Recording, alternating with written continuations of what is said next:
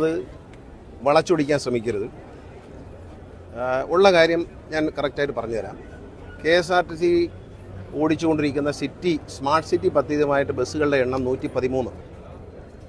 മറ്റ് 50 ബസ്സുകൾ KSRTCയുടെ ഉടമസ്ഥയിലുള്ള ബസ്സുകൾ. അങ്ങനെ ഇത്രയും വണ്ടികളാണ് തിരുവനന്തപുരത്ത് ഓടിക്കൊണ്ടിരിക്കുന്നത്.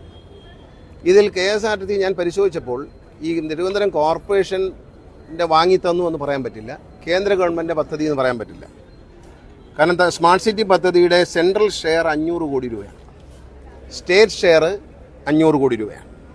ട്രിവാൻഡ്രം കോർപ്പറേഷൻ്റെ വകയായി 135.7 കോടി രൂപയാണ് ചെലവഴിച്ചിരിക്കുന്നത്. അപ്പോൾ ട്രിവാൻഡ്രം കോർപ്പറേഷൻ്റെ പണം എന്ന് പറയുന്നതും സ്റ്റേറ്റ് ഷെയർ എന്ന് പറയുന്നതും സംസ്ഥാന ഖജനാവിൽ നിന്ന് പോകുന്നതാണ്.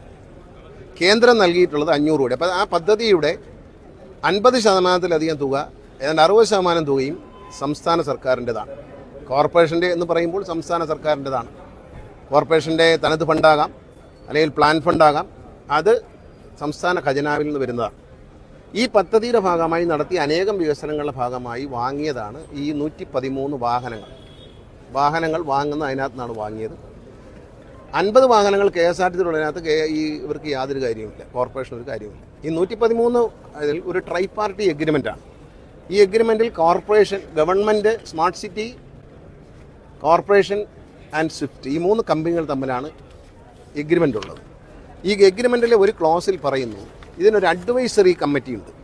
വണ്ടികൾ ഓടുന്നത് എങ്ങനെയാണ്, നന്നായി ഓടുന്നുണ്ടോ, എവിടെയാണ് ഓടുന്നതെന്നെല്ലാം കാണിക്കാൻ വേണ്ടി ഒരു അഡ്വൈസറി കമ്മിറ്റി. ആ അഡ്വൈസറി കമ്മിറ്റിയെ മേയർ ചെയർ ചെയ്യണം എന്ന് മാത്രമേ പറഞ്ഞുള്ളൂ. ഇതിനകത്ത് ഈ വണ്ടികളുടെ മെയിൻ്റനൻസ് മുഴുവൻ KSRTC ആണ്. ഇതിന് ഡ്രൈവർ, കണ്ടക്ടർ, ടിക്കറ്റ് മെഷീൻ, സർവ്വ സാധനങ്ങളും KSRTC ആണ്. ഈ വണ്ടിയുടെ ഒരു സ്ഥിതി വളരെ മോശമായിരുന്നു. ഞാൻ മന്ത്രിയായി വന്നിട്ട് 2 വർഷം കഴിഞ്ഞു എന്ന് ഞാൻ പറഞ്ഞു. അന്നൊരു വലിയ വിവാദം ഉണ്ടായത് നഷ്ടത്തിലാണ് എന്ന് ഞാൻ പറഞ്ഞു എന്നാണ്. നഷ്ടത്തിൽ തന്നെയായിരുന്നു. അന്ന് ഒരു വണ്ടിയുടെ ശരാശരി വരുമാനം 2500 രൂപയായിരുന്നു, ഒരു വണ്ടിയുടെ ഒരു ദിവസത്തെ വരുമാനം.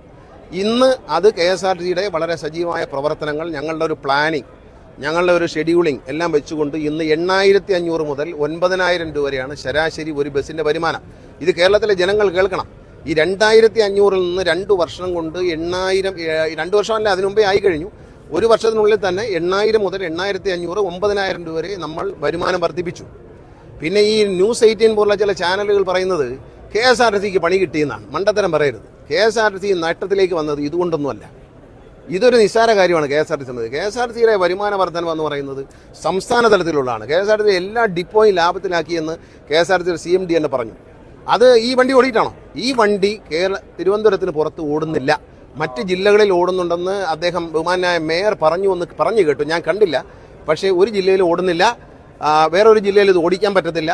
ഇതിന് ഭയങ്കര മെയിൻ്റനൻസ് ആണ്. ഇതിൻ്റെ ടയർ എന്ന് പറയുന്നത് സാധാരണ ഒരു സൂപ്പർ ഫാസ്റ്റിൻ്റെ ടയർ 40,000-45,000 കിലോമീറ്റർ പോയാൽ 60,000 കിലോമീറ്റർ വരെ പോകും. പക്ഷേ ഇതിൻ്റെ ടയർ 30,000 കടക്കില്ല. ഇത് ടയർ തേഞ്ഞ് പോയിക്കൊണ്ടിരിക്കുകയാണ്. ഇതിന് പ്രത്യേകിച്ച് മെയിൻ്റനൻസ് വലിയ പാടാണ്. ഞാൻ വന്ന സമയത്ത് ഞങ്ങളിത് പരിശോധിക്കുമ്പോൾ ഏതാണ്ട് 50% ഇത് ചാർജിങ്ങിൽ ഓടാൻ പറ്റുന്നുണ്ടായിരുന്നുള്ളൂ. ഇന്ന് ഏതാണ്ട് 70-75% ഓടുന്നുണ്ട്. കമ്പനിക്കാരെ വിളിച്ച് വരുത്തി വഴക്കുണ്ടാക്കി അത് ഒരുവിധം കറക്റ്റ് ചെയ്തു. കാരണം ബാറ്ററി ഇനി അടുത്ത കെട്ടണം, അടുത്ത വർഷമൊക്കെ ആകുമ്പോഴത്തേന് ബാറ്ററി തീരും. ബാറ്ററി പോയി 5-ാം വർഷം ബാറ്ററി പോയാൽ 28 ലക്ഷം രൂപ വേണം ഇതിൻ്റെ ഒരു വണ്ടിയുടെ ബാറ്ററി വാങ്ങാൻ. ഒരു കാര്യം നിങ്ങൾ മനസ്സിലാക്കൂ, ഇത് വലിയൊരു സംഭവമായിട്ടൊന്നും പറയരുത്. ഇത് കൈനഷ്ടം തന്നെയാണ്.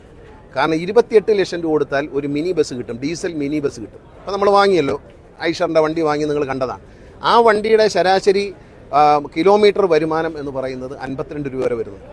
കോടി വരെയാണ് ഇപ്പോൾ പുതുതായിട്ട് വരുന്നുണ്ട്.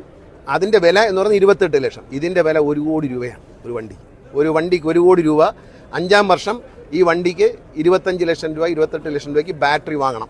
ഇതെല്ലാം വളരെ വ്യക്തമായി കാണാം. സാങ്കേതികമായി അറിയാവുന്നവർക്ക് ഇത് മനസ്സിലാവും. ജനങ്ങൾ മനസ്സിലാകാത്ത ഭാഷയിൽ ഞാൻ സ്നേഹത്തോടെ പറയുകയാണ്.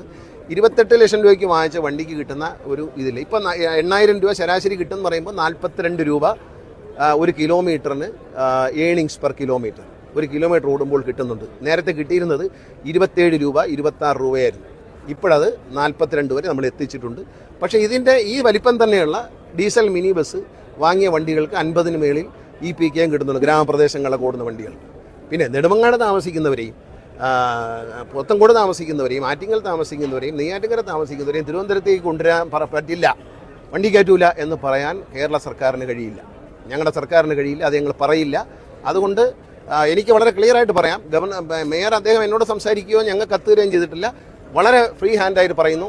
അദ്ദേഹത്തിന് ഉറപ്പ് നൽകുകയാണ്, അദ്ദേഹം ഇത് ഞങ്ങൾക്ക് വേണമെന്ന് എഴുതി തന്നാൽ 24 മണിക്കൂറിനുള്ളിൽ ഈ 113 വണ്ടികളും കോർപ്പറേഷൻ തിരിച്ചു കൊടുത്തേക്കാം. കോർപ്പറേഷൻ അത് കൊണ്ടുപോയി അവർക്ക് ഇഷ്ടമുള്ള സ്ഥലത്തിടാം. ഞങ്ങളുടെ ഡിപ്പോയിൽ നിന്ന് ഇടാൻ ഒക്കത്തില്ല. ഞങ്ങൾ പകരം 150 വണ്ടികൾ പുറത്തുനിന്ന് കൊണ്ടുവരും. വേറെ ഒന്നുമല്ല, ഈ ഗ്രാമപ്രദേശം പോത്തങ്കോട് എന്നുള്ളവർക്ക് കോർപ്പറേഷൻ എന്ന് പറയുന്ന ഒരു ഉദാഹരണം പറയാം. കോർപ്പറേഷൻ വന്ന് നിൽക്കുന്നത് കടക്കൂട്ടത്താണ്. കണിയാപുരത്താണ് ബസ് സ്റ്റോപ്പ് നമുക്ക് സ്റ്റേഷനുള്ളത്. കണിയാപുരത്ത് നല്ല ഓപ്പറേറ്റ് ചെയ്യാൻ പറ്റും.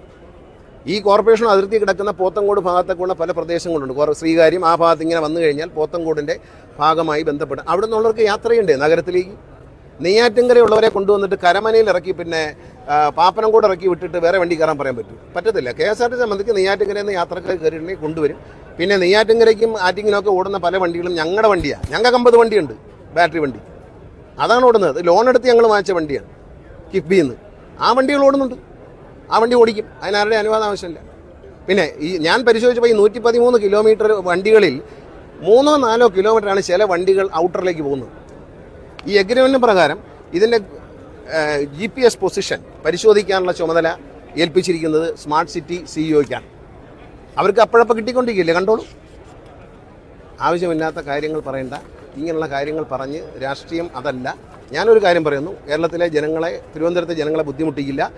എപ്പോഴാണോ കോർപ്പറേഷന് ഈ സാധനം ഞങ്ങൾ എടുക്കാം എന്ന് പറഞ്ഞൊരു കത്ത് CMDക്ക് കൊടുത്താൽ മതി. 24 അവേഴ്സിനുള്ളിൽ അവർ പറയുന്ന സ്ഥലത്ത് ഈ വണ്ടി ഇട്ട് കൊടുക്കും. പകരം 113 വണ്ടിക്ക് പകരം 150 വണ്ടി, അതിലധികം വണ്ടി ഞാൻ സർക്കാരിൻ്റെ ഭാഗത്ത് നിന്ന് ഞങ്ങൾ ഈ കേരളത്തിലെ തിരുവനന്തപുരത്തെ ജനങ്ങൾക്കും യാത്രക്കാർക്കും ഉറപ്പ് നൽകുന്നു. പറഞ്ഞാൽ 24 മണിക്കൂർ പറഞ്ഞാൽ 20 മണിക്കൂറിൽ ഈ 150 വണ്ടിയും സിറ്റിയിലുണ്ടായിരിക്കും, ഓടിയിരിക്കും.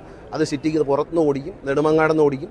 നെടുമങ്ങാടെന്നുള്ളൊരു തിരുവനന്തപുരത്ത് വരണ്ടേ, നെയ്യാറ്റിൻകരയുള്ളൊരു തിരുവനന്തപുരത്ത് വരണ്ടേ, ബാലരാമപുരത്തുള്ളൊരു തിരുവനന്തപുരത്ത് വരണ്ടേ? അപ്പോൾ അങ്ങനെ ഒരു പ്രദേശത്ത് മാത്രം ഓടിക്കുക. എഗ്രിമെൻറ്റിലും പറഞ്ഞിട്ടുണ്ട്, പീക്ക് അവേഴ്സിൽ സിറ്റിക്കകത്ത് മാക്സിമം ഓടിയതിനു ശേഷം സബർബനിലുള്ള യാത്രക്കാരെ കൂടി സിറ്റിയിലേക്ക് കൊണ്ടുവരണം എന്ന് എഗ്രിമെൻറ്റ് പറഞ്ഞിട്ടുണ്ട്. ഇതൊക്കെ അദ്ദേഹത്തെ ആരോ തെറ്റിദ്ധരിപ്പിച്ചാണ്. വായിച്ചു നോക്കുക, പഠിക്കുക, പഠിച്ചിട്ട് മറുപടി പറയുക. ഞാൻ പറഞ്ഞില്ല, എന്നിട്ടും നിർത്തിയില്ലെങ്കിൽ വളരെ സന്തോഷത്തോടുകൂടി വണ്ടി തിരിച്ചു കൊടുക്കാൻ KSRTC തയ്യാറാണ്. CMDക്ക് എന്നെപ്പോലും കാണണ്ട, CMDക്ക് ഒരു കത്ത് കൊടുത്തോളൂ. 24 അവേഴ്സിനുള്ളിൽ വണ്ടി നിങ്ങൾ പറയുന്ന സ്ഥലത്ത് പാർക്ക് ചെയ്ത് തരും. ഡ്രൈവർ ഞങ്ങളതാണ്, കണ്ടക്ടർ ഞങ്ങളതാണ്, ടിക്കറ്റ് മെഷീൻ ഞങ്ങളതാണ്, വർക്ക്ഷോപ്പ് ഞങ്ങളതാണ്, എല്ലാം ഞങ്ങളതാണ്. ഞങ്ങൾ വേറെ വണ്ടി ഇറക്കും. അതൊക്കെ അവരുടെ കാര്യം, എനിക്കറിഞ്ഞൂടാ. അവർക്ക് അതിന് കഴിവുണ്ടെങ്കിൽ അവർ നടത്താം. ഞാൻ ആരുടെയും കഴിവിനെ കുറച്ച് കാണുന്നില്ല.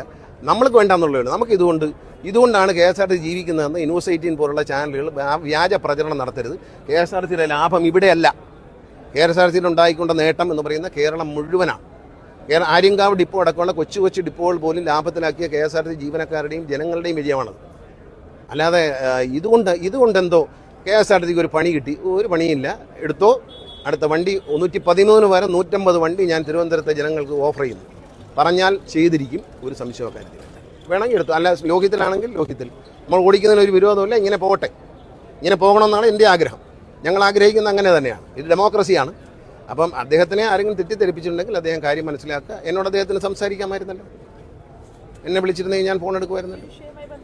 എന്നെ ആരും വിളിച്ചിട്ടില്ല. ഞാൻ സത്യത്തിൽ മാധ്യമങ്ങളിൽ കണ്ടു, ഞാൻ നേരിട്ട് കണ്ടതുമില്ല. പിന്നീട് നിങ്ങൾ പറഞ്ഞതിന് ശേഷം പലരും പറഞ്ഞപ്പോൾ ഞാൻ യൂട്യൂബിൽ കയറിയിട്ട് നോക്കി മനസ്സിലാക്കുകയായിരുന്നു. അദ്ദേഹത്തെ ആരോ തെറ്റിദ്ധരിപ്പിച്ചതാണ്. അങ്ങനെ ഒരു പരിപാടി പിന്നെ അത് വിജയിപ്പിക്കാം എന്നൊക്കെ കോൺഫിഡൻസ് ഉണ്ടെങ്കിൽ എടുത്തോട്ടെ. നമ്മൾ റെഡിയാണ്. ഇതിൽ കൂടുതൽ എന്താ പറയാൻ പറ്റുന്നത്? എടുത്തോളൂ. 113 വണ്ടി 24 മണിക്കൂറിനാണ് തിരിച്ചു തരാം.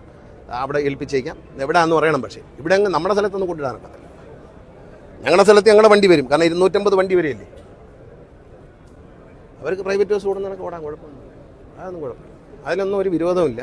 പക്ഷെ അത് ആവശ്യമില്ലാത്ത കാര്യങ്ങൾ, ഇപ്പം നോർമലി സ്മൂത്തായി പോയിക്കൊണ്ടിരിക്കുന്ന കാര്യങ്ങളെ അലങ്കോലപ്പെടുത്തുന്നത് ഒരു ഭരണ സംവിധാനത്തിൽ, ഡെമോക്രസിയിൽ നല്ലതല്ല എന്ന് മാത്രം ഒരു ജ്യേഷ്ഠ സഹോദരനെ പോലെ ഒരു ഉപദേശം. അത്രയും നമുക്കൊരു പ്രശ്നമല്ല കേട്ടോ. KSRTC ഇതുകൊണ്ടാണ് ജീവിക്കുന്നത് ആരും പ്രചരിപ്പിക്കരുത്. KSRTC ഇതുകൊണ്ടല്ല ജീവിക്കുന്നത്. ശരിയാണ്. Okay, thank you.